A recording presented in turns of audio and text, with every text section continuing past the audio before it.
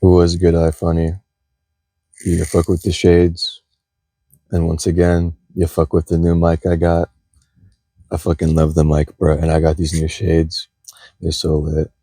It's a nice ass day out today. Fucking, I'm at a park. I'm gonna go longboarding after this video. But today's video is gonna be a little different. It's a message to ifunny. I believe it's part 5. Yeah, part 5. Yeah. And it's addressing, I guess you could say, the race hierarchy or race tier lists that you'll find on the, let's just say, the, what's it called, not featured list, but the collective. Yeah, you'll find race tier lists and race hierarchies in the collective side of ifunny, and sometimes they'll use physical traits, and sometimes they'll use like IQ scores, sometimes they'll use pseudoscience, sometimes they'll use actual science, but then like mislead you with wording and how they say shit. And I've made this video basically just to point out that usually when they make these lists or pyramids or these graphs, they end up with having the Native Americans, the Native Australians, and Sub-Saharan Africans at the bottom. Um, Usually because they're quote unquote stupid for not inventing like guns or cannons or navy ships or computers, you know.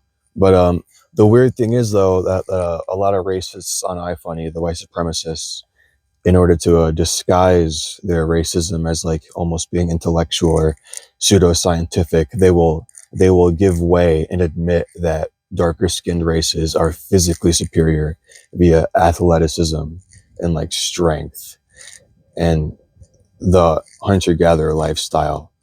The whites will even admit, white Europeans, racist white Europeans, they'll even admit that Asians have higher IQs than them and that they're smarter, but they lack creativity.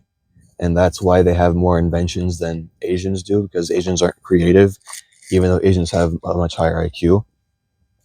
So I think that just goes to show when you compare like the Africans, the Asians, and the Europeans, that there's more than one way to measure intelligence. And I've pulled up some quick information here today to read to you guys. These are inventions by Native Americans, Native Australians, and Sub-Saharan Africans. Just one invention per group. I don't want to keep you guys here too long, but I thought these were interesting. And then after I list these, I will then create my own race tier list and show you guys what I think the actual superior race is. And let's begin. So with indigenous Americans, the Inca Empire made the suspension bridge. Okay, cool. The Inca Empire engineered incredible suspension bridges using woven plant fibers. These cables were as thick as a human torso and could span gaps over 150 feet wide.